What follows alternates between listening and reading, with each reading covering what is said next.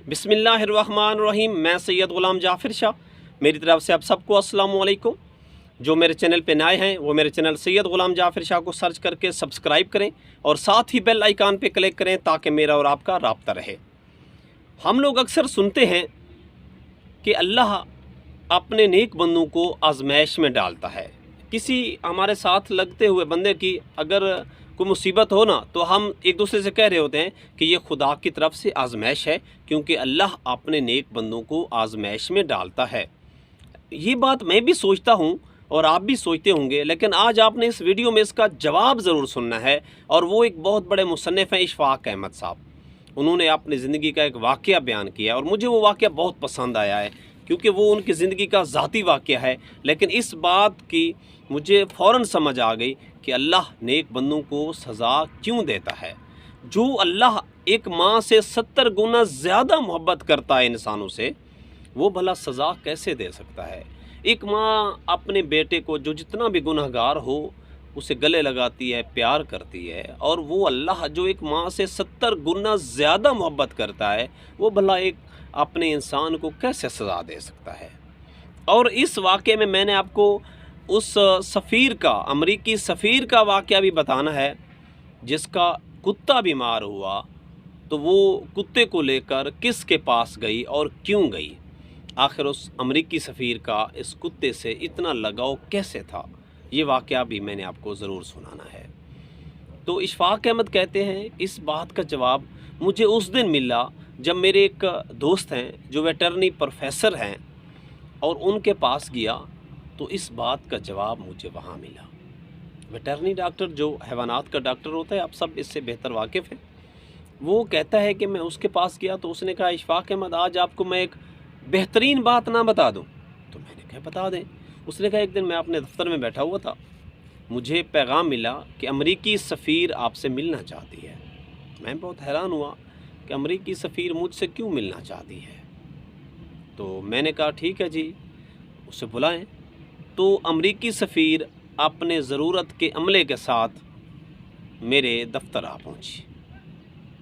तो उसके हाथ में बगल में एक कुत्ता था जिसको उसने उठाया हुआ था, और वो बगल में कुत्ता उठाए मेरे पास आकर बैठ गई और उसने कहा कि मेरे कुत्ते को अजीब व गरीब बीमारी हो गई है।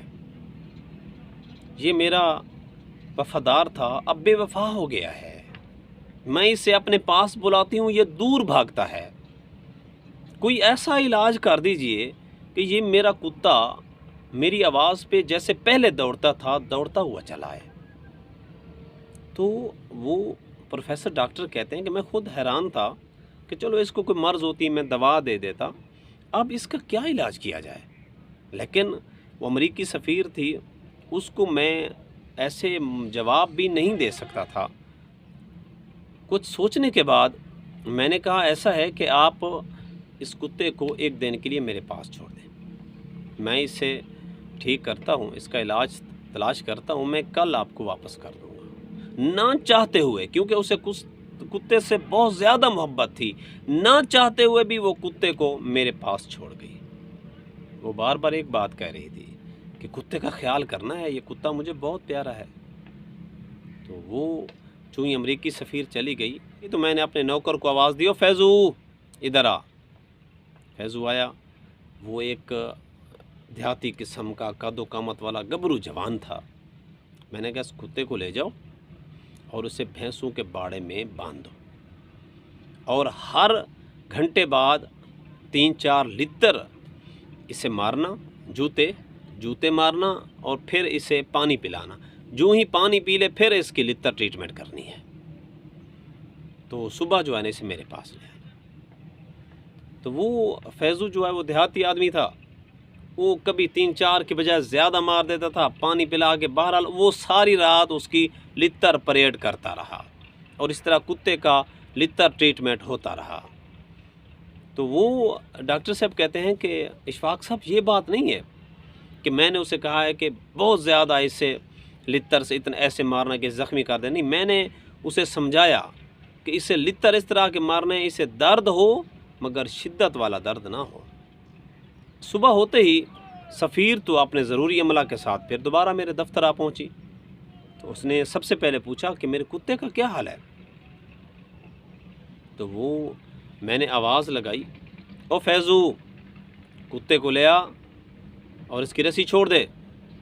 تو جو ہی اس نے رسی چھوڑی تو کتا دوڑتا ہوا اس میڈم کی گود میں بیٹھ گیا اور دم ہلانے لگا۔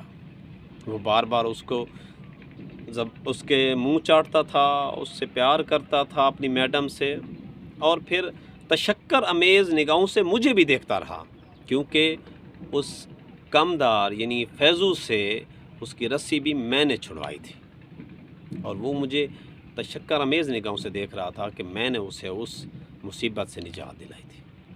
تو اب وہ میڈم صاحبہ بڑی حیران ہوئی کہ ایسا تو نے کیا کر دیا کہ یہ بالکل ٹھیک ہو گیا، اب یہ ویسا ہے جیسا میرے پاس پہلے تھا، تو نے کیا علاج کیا؟ تو اس پر پروفیسر نے کہا کہ یہ چونکہ بہترین ریشمی و اطلس کے بستر اور اچھے کھانوں سے اب یہ اپنے آپ کو بادشاہ سمجھ بیٹھا تھا، اب یہ سمجھ بیٹھا تھا کہ میں اس علاقے کا بادشاہ بن گیا ہوں، اور اس لیے یہ ذرا نخرہ کر رہا تھا، اس میں گھمنڈ آ گیا تھا، بس اس کی وہی تھوڑی سی گھمنڈ توڑی ہے، اب یہ ٹھیک ہے، آپ اسے لے کر جا سکتی ہیں۔ وہ میڈم صاحبہ بہت خوش ہوئیں اور وہاں سے روانہ ہو گئی۔ اس کے بعد اشفاق احمد صاحب، مجھے پتہ چلا کہ سیم اسی طرح جب اللہ ہمیں بہت کچھ دے دیتا ہے تو ہم میں گھمنڈ اور اکڑ آ جاتی ہے، نعوذ باللہ ہم اپنے آپ کو خدا سمجھنے لگتے ہیں کہ یہ سارے لوگ ہمارے محتاط ہیں، ہم ان کے ساتھ جو کچھ کریں کر سکتے ہیں، نعوذ باللہ ہم اپنے آپ کو خدا سمجھنے لگتے ہیں، ہم یہ سمجھتے ہیں کہ بس اب ہماری حکمرانی ہو گئی، ہم جو چاہیں کر سکتے ہیں۔ پھر اللہ جو چاہتا ہے وہ ہماری اسی طرح لتر ٹریٹمنٹ کرتا ہے، مصیبتوں سے پریشانیاں دے کر آزماتا ہے کہ نہیں اونچی اڑان نہیں اڑنی، نیچے آ جاؤ، تو میرا بندہ ہے، میں تیرا خدا ہوں۔ اس لیے وہ اچھے آدمیوں کو ضرور آزمائش میں ڈالتا ہے اور برے آدمیوں کی رسی کھول دیتا ہے۔ وہ چاہتا ہے کہ یہ برائی کرتا رہے، اسے قیامت تک وہ پریشانیاں نہیں دیتا۔